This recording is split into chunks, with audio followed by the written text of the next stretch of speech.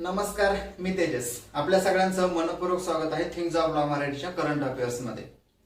आजचा हा व्हिडिओ बनवण्याचं प्रयोजन असं आहे की काल पंतप्रधानांनी केलेली एक घोषणा.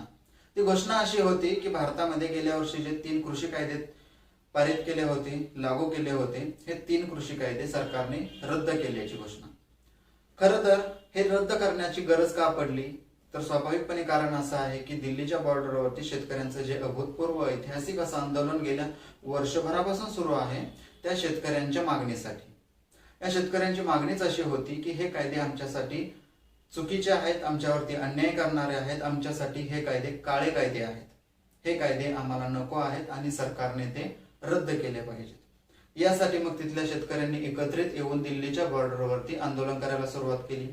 या आंदोलनासाठी अनेक वेळा अनेक प्रयत्न झाले, बैठका झाल्या, चर्चा झाल्या, मार्ग काढण्यासाठी अनेक प्रकारची सरकारकडून आश्वासनं देण्यात आली.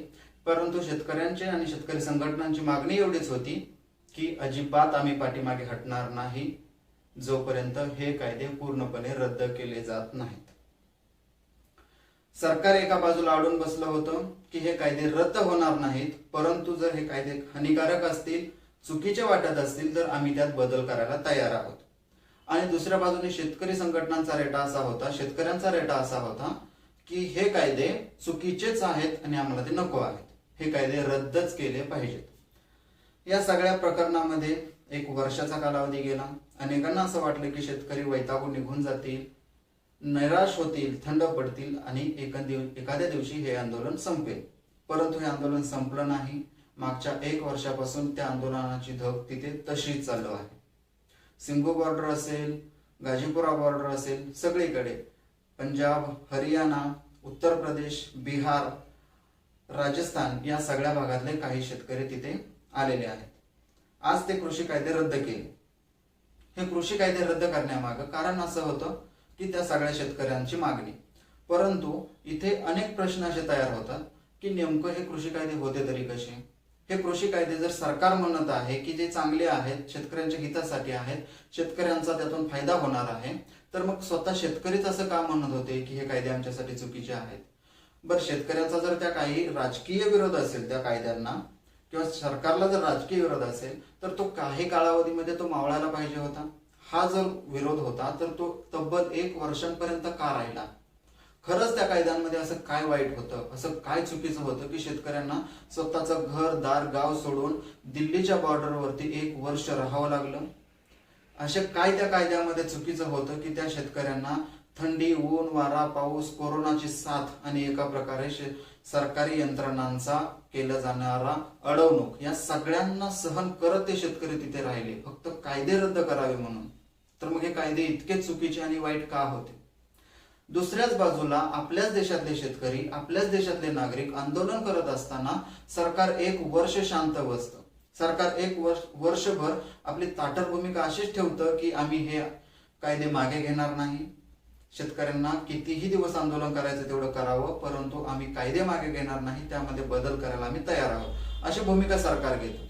खरंच या कायद्यांमध्ये काय चुकीचं होतं असं शेतकऱ्यांना वाटतं आणि या कायद्यांमध्ये काय चांगलं होतं असं सरकारला वाटतं. दोन्हीही बाजू पडताळून पाहणार आहोत. दोन्हीही बाजूंचा अतिशय संतुलितपणे विचार करून हा व्हिडिओ बनवणार आहोत. सप्टेंबर 2020 मध्ये संसदेच्या दोन्ही सभागृहामध्ये हे 3 कायदे पारित करण्याची तयारी सुरू झाली. लोकसभेमध्ये सरकारचं बहुमत होतं, त्यामुळे तिथे हे कायदे पारित होण्यासाठी कसलीच अडचण नव्हती. तिथे हे कायदे पारित झाले. राज्यसभेत सुद्धा सरकारचं काठावरती बहुमत असल्यामुळे तिथे अनेक मोठा गोंधळ झाला आणि हे कायदे पारित करण्यात आले.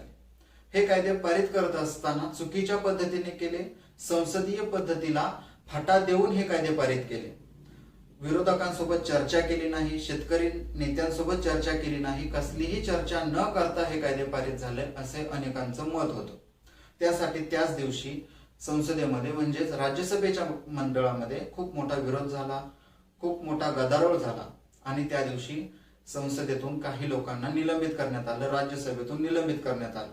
या निलंबित खासदारांनी पहिल्याच दिवशी याच कायद्यांविरोधात संसदेच्या सभागृहाबाहेर आंदोलन करायला सुरुवात केली आणि इथूनच पुढे आंदोलनाला सुरुवात झाली.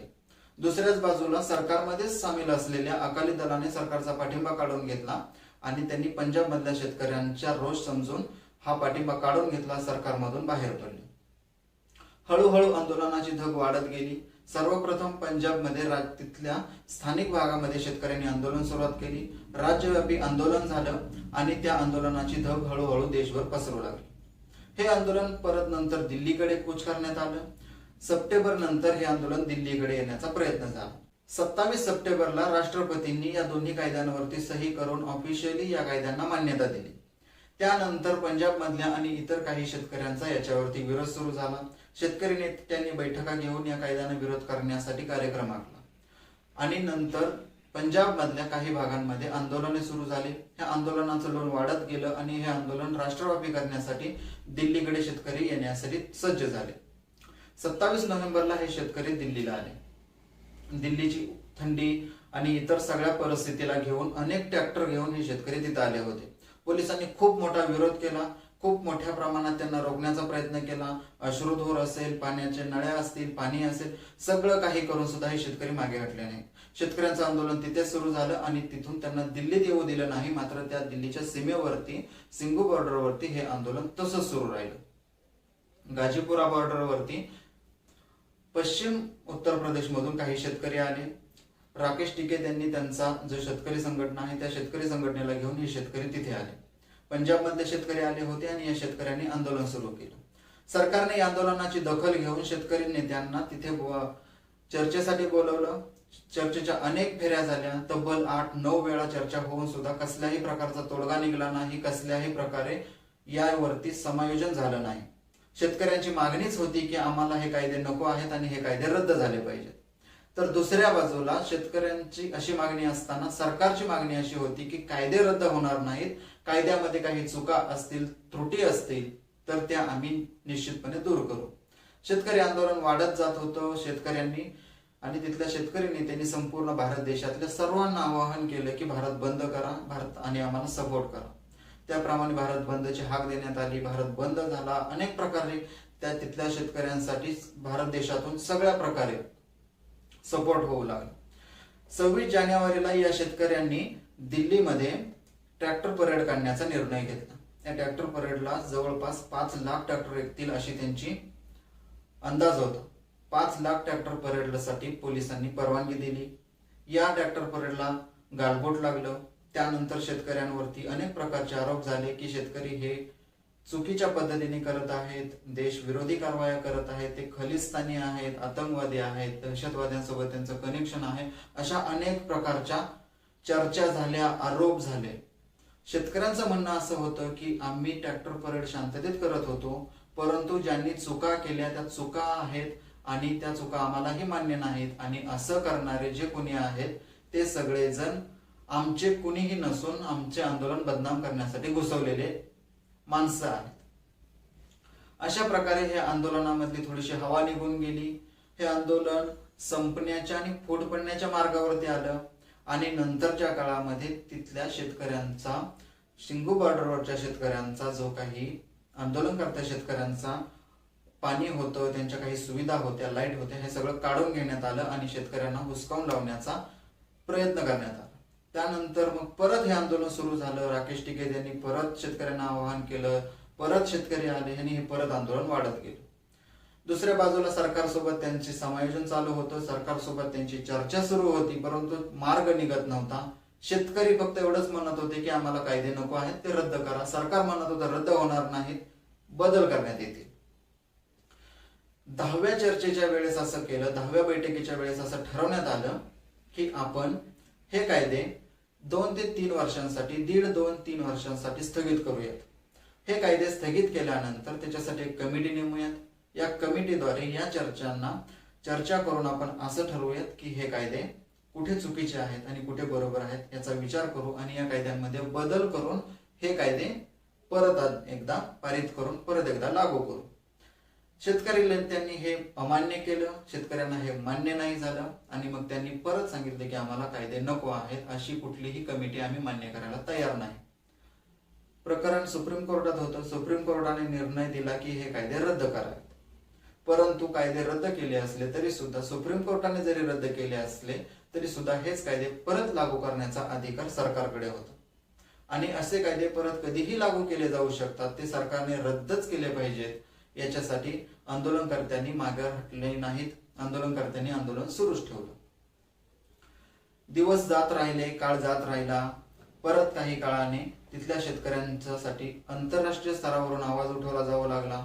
या आवाजाला भारतातल्या सगळ्या सेलिब्रिटींनी आणि नेत्यांनी एकत्रित येऊन उत्तर दिलं। हे सगळं आपण पाहिलं होतं। 1 वर्षानंतरचा काळ गेला, शेतकरी पाठीमागे हटत नाहीत हे सरकारला समजून चुकलं होतं। हे शेतकरी केवळ आंदोलनच करतायत असं नाही, तर हे शेतकरी सरकारच्या विरोधात रान उठवत होते, सरकारच्या विरोधात जाऊन प्रयत्न करत होते, सरकारला पूर्णपणे राजकीय विरोध देत होते आणि हे सरकारसाठी, कुठल्याही सरकारसाठी हे बरोबर नव्हतं।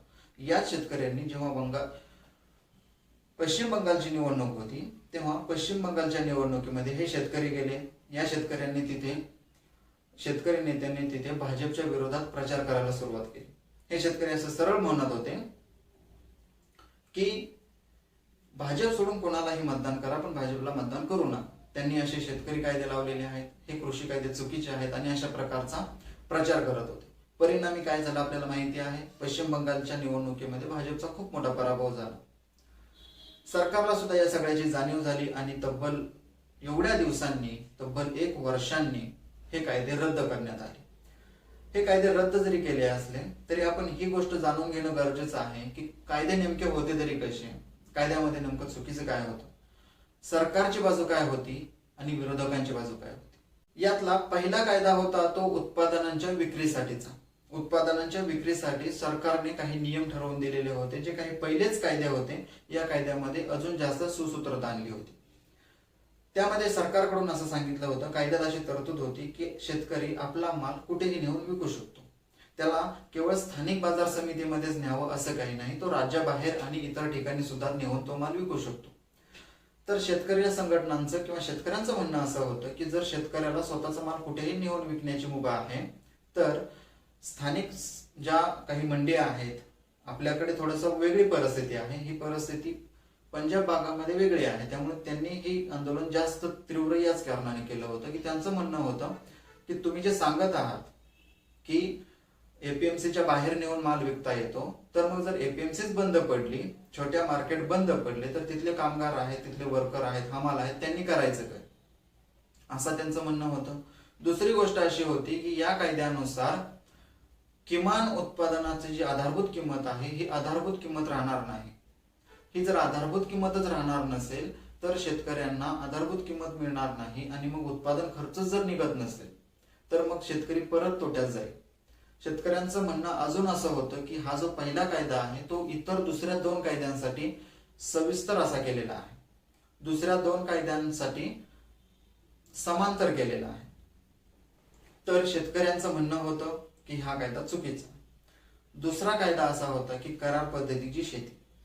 करार पद्धतीची शेती म्हणजे एखाद्या कंपनीने एखाद्या शेतकऱ्याला उत्पादन लावण्यापूर्वीच करार करायचा। उदाहरणार्थ एखादा शेतकरी बटाट्याचं उत्पादन करत आहे, त्याला बटाटा लावायला सांगायचं आणि तो बटाटा लावते वेळेसच त्याच्याकडून काहीतरी किमतीमध्ये त्याची किंमत ठरवून तो विकत घ्यायचा। 2 महिन्यांनी 3 महिन्यांनी जेव्हा ते पीक येईल तेव्हा ती कंपनी तिथे येईल, ते उत्पादन निघेल, जेवढं उत्पादन निघलेलं आहे आणि पहिल्यांदा करार झालेला आहे त्या पद्धतीने त्या शेतकऱ्यांना तेवढे पैसे देऊन ती कंपनी निघून जाईल, असा होता हा कायदा।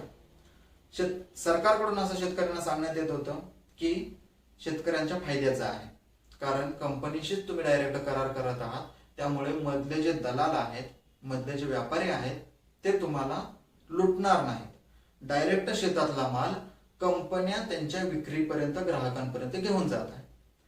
ही सुद्धा गोष्ट सविस्तर होती, परंतु यामध्ये सुद्धा शेतकरी संघटनांना अडचण अशी होती आणि ती अडचण खूप स्वाभाविक होती की समजा बटाटा लावलेल्या शेतकऱ्याने कंपनीसोबत 5 रुपये किलोने करार केलेला असेल आणि उदाहरणार्थ काही कारणास्तव त्या वर्षी बटाट्याचं उत्पादन जास्त झालं, तर भाव ढासळले आणि ते भाव 2 रुपयांवरती आले, तर ती करार केलेली कंपनी शेतातच नाही आली तर आम्ही करायचं काय?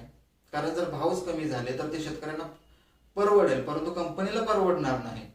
करारानुसार जर 5 रुपये असेल आणि सध्याचं मार्केट 2 रुपयाने असेल तर कंपनी येऊन तो माल का घेईल, कशासाठी घेईल?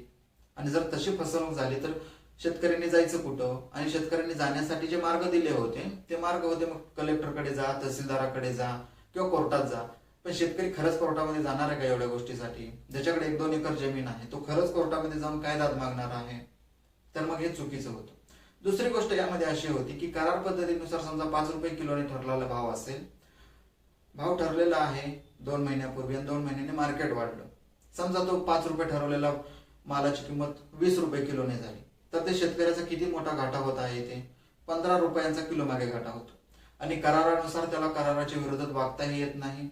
आणि जर तसं तो वागण्याचा त्याने प्रयत्न केला तर या मोठ्या कंपन्या, ज्या निश्चितपणे शेतकऱ्यांपेक्षा मोठ्या आहेत, त्या कंपन्या शेतकऱ्यावरती मोठमोठे खटले नाहीत का दाखल करणार, मोठमोठे गुन्हे दाखल नाहीत का करणार? आणि मग हे शेतकरी याच्यासोबत लढू शकतील का?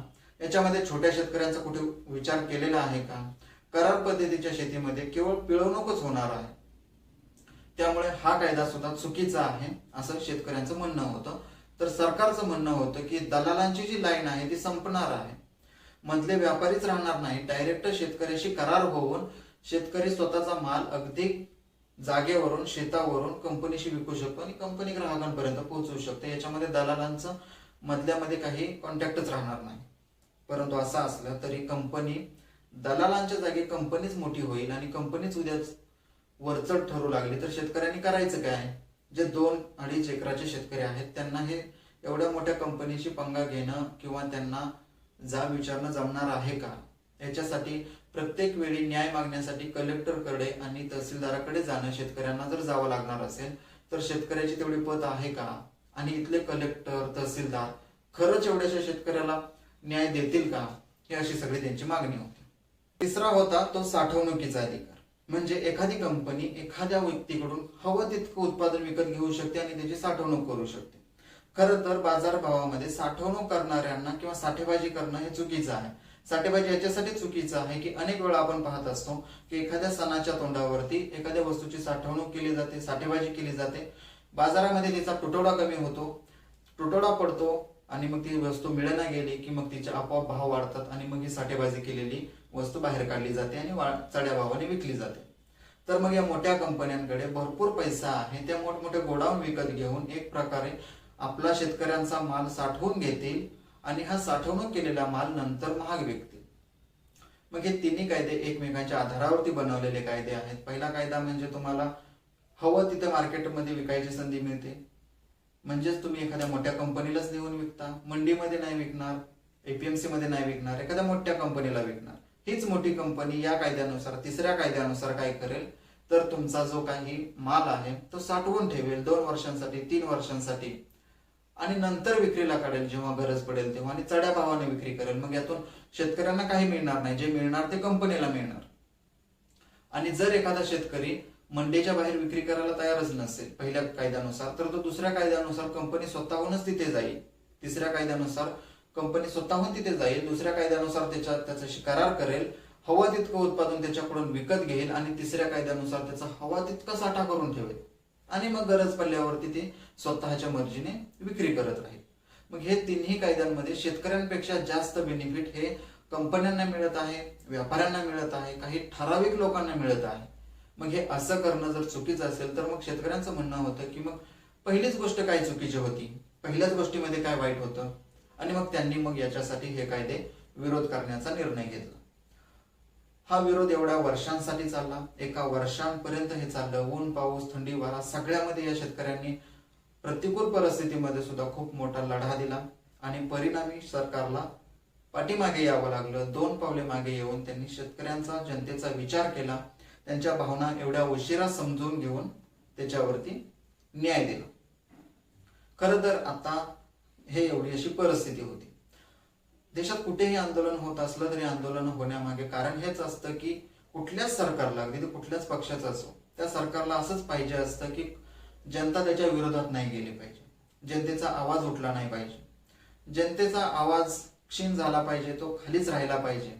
आणि जर आवाज उठला असेल, आंदोलन केलं जात असेल तर मग ते आंदोलन फोडलं जातं, पैसे देऊन मॅनेज केलं जातं, शब्दांची एक प्रकारे शब्दछल करून त्या आंदोलनांमध्ये आश्वासनं देऊन ते आंदोलन स्थगित केलं जातं आणि नंतर आंदोलनांना किंवा त्या आश्वासनांना काही अर्थ उरत नाही.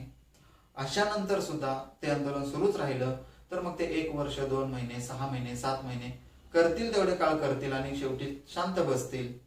अशा प्रकारे त्या आंदोलनाला दुर्लक्ष केलं जातं. या आंदोलनामध्ये सुद्धा अशा सगळे प्रकार झाले, परंतु शेतकऱ्यांची एक गोष्ट अशी होती की ते मागे हटले नाहीत, ते चालूच राहिलं. अनेक लोकांना ही गोष्ट चुकीची वाटते, अनेकांना हे बरोबर वाटतं, परंतु एक गोष्ट अशी आहे की जे उशिरा झालेलं आहे ते सुद्धा शेतकऱ्यांच्या हिताचं झालेलं आहे. आजचा शेतकरी सुद्धा तितका सजग आहे की त्याला काय चुकीचं आणि काय बरोबर हे कळतं. सरकारचं सुद्धा यासाठी आभार आहे, धन्यवाद आहे की त्यांनी खऱ्या अर्थानं एवढ्या उशिरा का होईना पण त्यांची बाजू समजून घेतली, विचार केला. आजची माहिती ही अशी होती. व्हिडिओ कसा वाटला ते कमेंट बॉक्समध्ये नक्की कळवा. आवडल्यास लाईक, शेअर, सबस्क्राईब करा. उद्याच्या आणि पुढच्या व्हिडिओमध्ये मी महाराष्ट्र राज्यामध्ये सुरू असलेले एसटी कर्मचाऱ्यांच्या संपाबद्दल आणि त्यांच्या आंदोलनाबद्दल सविस्तर माहिती घेऊन येणार आहे. त्यासाठी पाहत रहा थिंग्स ऑफ लॉ मराठी. खूप खूप धन्यवाद. जय हिंद.